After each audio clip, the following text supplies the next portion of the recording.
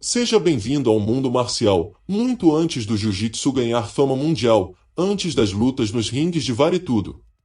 No coração das florestas, nas aldeias indígenas, nos quilombos e nos campos do Brasil, já se lutava.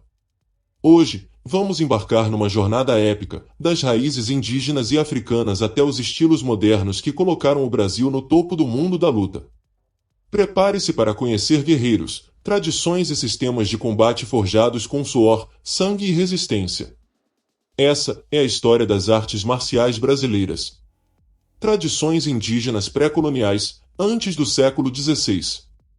Muito antes da chegada dos colonizadores europeus, os povos indígenas brasileiros já praticavam formas de combate ritualizadas e tradicionais, que uniam cultura, espiritualidade e preparação física. Ruca-ruca. Praticada pelos povos indígenas do Xingu, como os Cuicuru e os Camaiurá, a ruca-ruca é uma luta cerimonial realizada durante o ritual do Quarup, que homenageia os mortos ilustres da aldeia. Dois lutadores se enfrentam no centro da aldeia, com o objetivo de derrubar o oponente ao chão. Mais do que apenas uma luta, a ruca-ruca representa a força, respeito e a renovação do ciclo da vida. Idiaçu. O idiaçu é um estilo de wrestling tradicional praticado pelos indígenas Carajá, do Tocantins. Com características distintas da ruca-ruca, essa luta envolve técnicas de agarramento e desequilíbrio.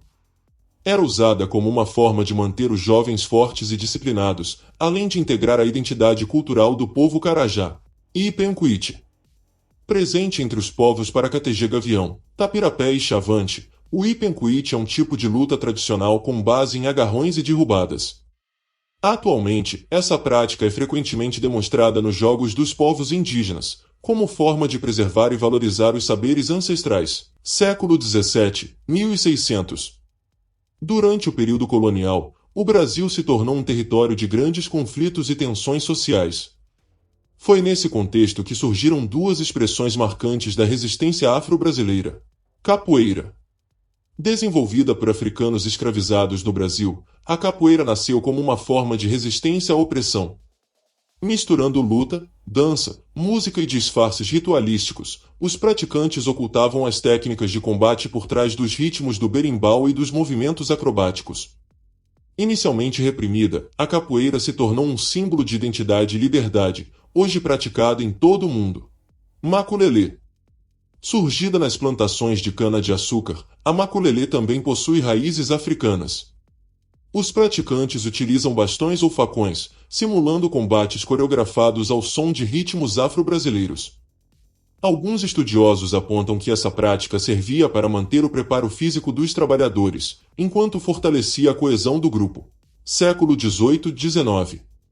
Com a formação da identidade nacional brasileira, novas formas de combate surgiram a partir da vida rural, dos conflitos sociais e da mistura cultural nas regiões do sul e do norte do país. Esgrima crioula. A esgrima crioula é uma arte marcial tradicional dos pampas sul-americanos, desenvolvida pelos gaúchos do Brasil, surgida no final do século XVIII. Ela combina técnicas de combate com armas brancas e elementos culturais da região.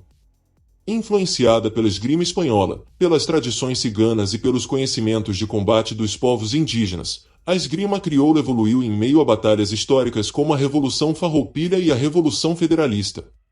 O facão é a arma principal dessa prática, mas também são utilizadas outras ferramentas típicas do gaúcho. Mais do que uma forma de luta, a esgrima crioula representa uma expressão cultural profundamente ligada à identidade dos povos do sul da América do Sul. Hoje, ela vem sendo resgatada por grupos e escolas especializadas, como a esgrima crioula do ferro branco, que buscam preservar e sistematizar essa tradição através de cursos, manuais e eventos, garantindo que essa herança siga viva nas novas gerações. Tarracá. A tarracá é uma luta corporal típica do Nordeste brasileiro, especialmente em estados como Alagoas e Pernambuco. Praticada em festas populares, envolve técnicas de agarramento, desequilíbrio e quedas, lembrando o estilo greco-romano. Era comum entre vaqueiros e camponeses. Luta marajoara. Na ilha de Marajó, no Pará, desenvolveu-se a luta marajoara. Inspirada nas observações do comportamento dos búfalos e nas brincadeiras entre vaqueiros, essa arte de combate combina força, técnica e habilidade corporal, tornando-se um patrimônio cultural do norte do Brasil. década de 1920 a 1930. Com o surgimento de academias de luta e a influência de estilos internacionais, o Brasil iniciou uma nova fase nas artes marciais, marcada pela fusão de estilos e o início da profissionalização do combate. Luta livre brasileira, década de 1920 a 1930.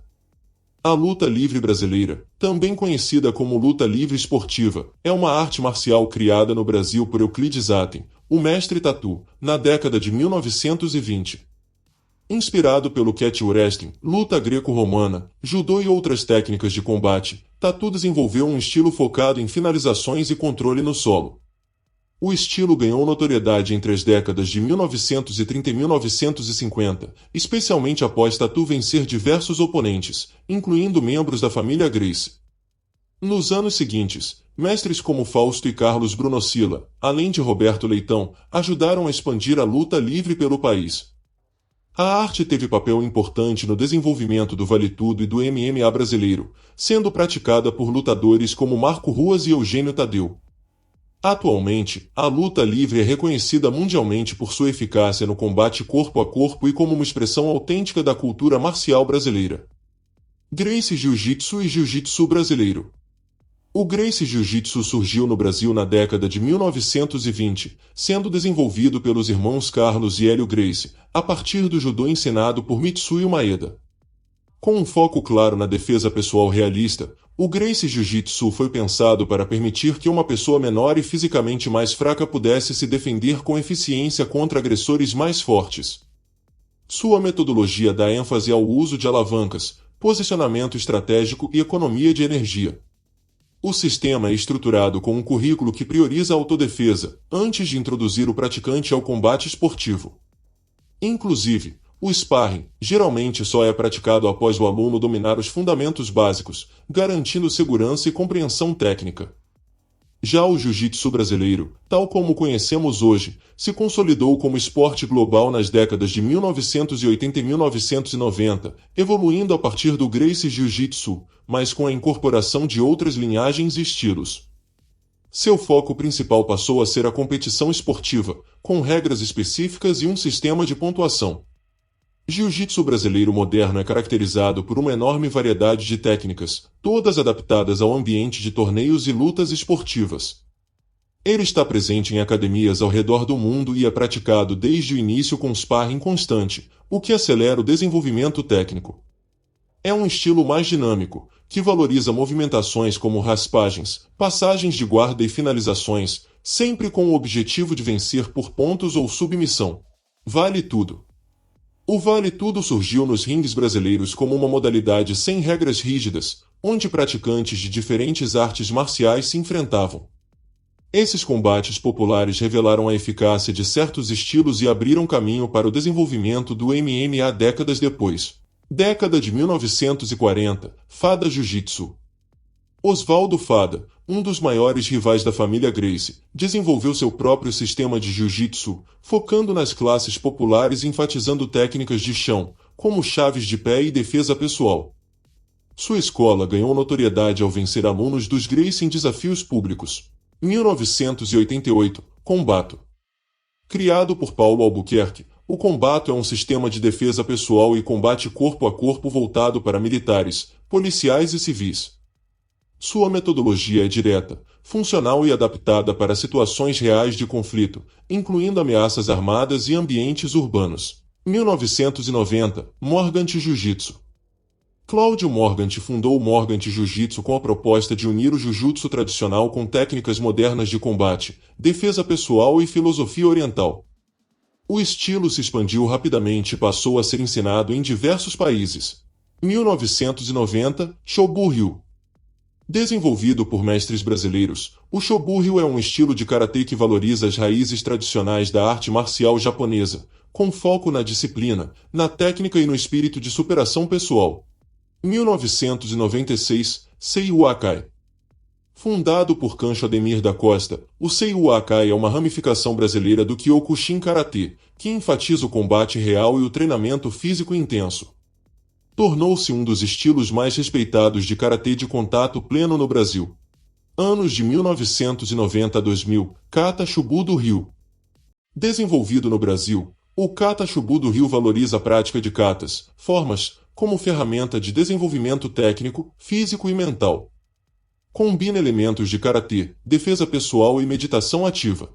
Anos 2000. Karatê Machida.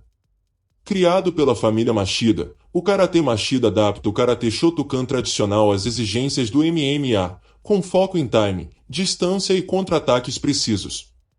Lyoto Machida, campeão do UFC, tornou o estilo mundialmente conhecido. Urukan. Criado por André Urusan, o Urukan é uma arte marcial brasileira que mistura técnicas de diversas lutas, como capoeira, jiu-jitsu, muay thai e karatê. Seu foco é o combate real, com eficiência e fluidez de movimentos. Capojitsu. Capojitsu é uma fusão criativa entre capoeira e jiu-jitsu. A arte combina a movimentação acrobática da capoeira com a efetividade das técnicas de solo do jiu-jitsu, criando um estilo único e versátil. Juat-do. O Juat-do é uma arte marcial nacional focada na defesa pessoal, no condicionamento físico e no equilíbrio entre corpo e mente. Adota uma abordagem filosófica, incentivando o autoconhecimento através do treinamento marcial. Kyudo.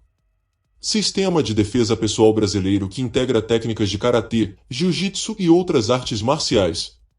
O Kyudo tem como objetivo formar praticantes preparados para situações reais de combate urbano.